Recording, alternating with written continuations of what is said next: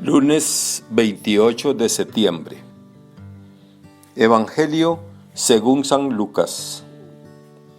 Un día surgió entre los discípulos una discusión sobre quién era el más grande de entre ellos. Dándose cuenta Jesús de lo que estaban discutiendo, tomó a un niño, lo puso junto a sí y les dijo: El que reciba a este niño en mi nombre, me recibe a mí. Y el que me recibe a mí, recibe también al que me ha enviado. En realidad, el más pequeño entre todos ustedes, ese es el más grande. Entonces Juan le dijo: Maestro, vimos a uno que estaba expulsando a los demonios en tu nombre, pero se lo prohibimos porque no anda con nosotros. Pero Jesús respondió: No se lo prohíban, pues el que no está contra ustedes, está en favor de ustedes. Palabra del Señor. Gloria a ti, Señor Jesús.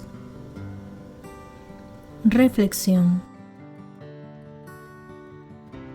Hermanas y hermanos, el Evangelio de hoy nos habla aparentemente de dos cosas distintas. Por una parte, los discípulos discuten sobre quién es el más importante entre ellos, y por otra, Juan le cuenta a Jesús que han visto a alguien expulsando demonios en su nombre y se lo han prohibido.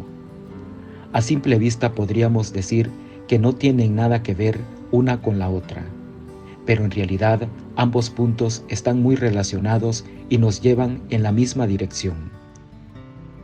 El texto es continuación inmediata del Evangelio que escuchábamos el sábado pasado. Recordemos que ese día el Evangelio trataba de que Jesús les anuncia por segunda vez a sus discípulos que lo van a apresar y lo van a matar. Ante la admiración de la gente por los prodigios que Jesús hacía, Jesús aprovecha para instruirlos acerca de su mesianismo y que comprendan que su mesianismo pasa por la cruz. Y decía el Evangelio que los discípulos no entendían nada y tenían miedo de preguntarle a Jesús sobre este asunto. Como todos los judíos, los discípulos de Jesús también esperaban un Mesías glorioso, triunfador y poderoso. Por eso no entendían lo que Jesús les decía. ¿Cómo era posible que su Mesías fuera apresado, juzgado y asesinado? Eso sería un fracaso. En su cabeza no cabía aquello y hoy lo vemos con claridad. El pasaje del Evangelio que hemos escuchado es continuación inmediata. Comienza diciendo que entre los discípulos surgió una discusión sobre quién era el más grande entre ellos.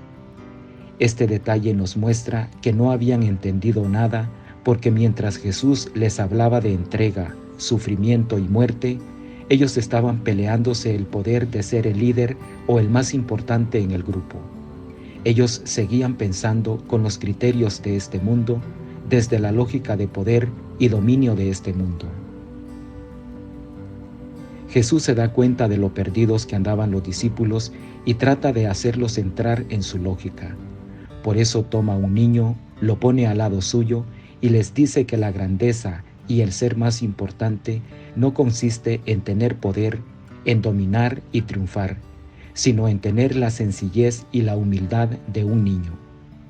Un niño en tiempos de Jesús era alguien que no contaba para nada, alguien marginado y por tanto desvalido, pequeño e insignificante. En la lógica de Jesús, el más importante sería el más humilde, el más pequeño, el más desvalido e insignificante.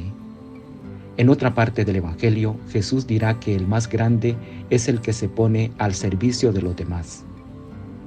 En la segunda lectura de la misa de ayer, San Pablo nos explicaba esto hablando de Jesús.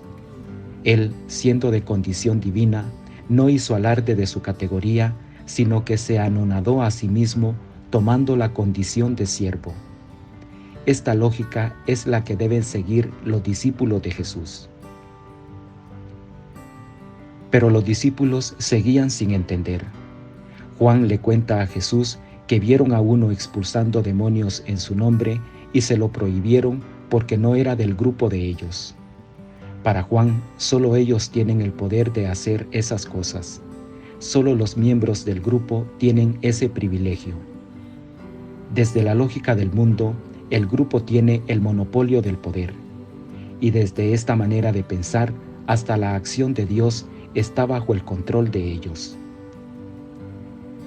Discutir quién es el más grande entre los discípulos y creer que solo ellos tienen el monopolio de la acción de Dios muestra que los discípulos no habían entendido la lógica de Dios y la lógica de Jesús. Los discípulos seguían a Jesús, pero desde la lógica y los criterios de este mundo. Eso mismo nos puede pasar a nosotros hoy. Con muy buena intención nos proponemos seguir a Jesús, pero lo hacemos con los criterios y la lógica de este mundo. ¿Cuántas personas en su vida de fe y en su servicio en la iglesia lo que buscan es reconocimiento, aplausos, que les echen flores, tener poder y ser el más importante? ¿Y cuántas veces no se reconoce el bien que hacen otras personas que no pertenecen a la iglesia o al grupo apostólico?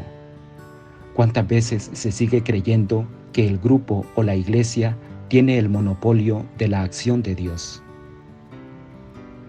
Nuevamente, el Evangelio de hoy nos invita a entrar en la lógica de Jesús, en la lógica de la cruz.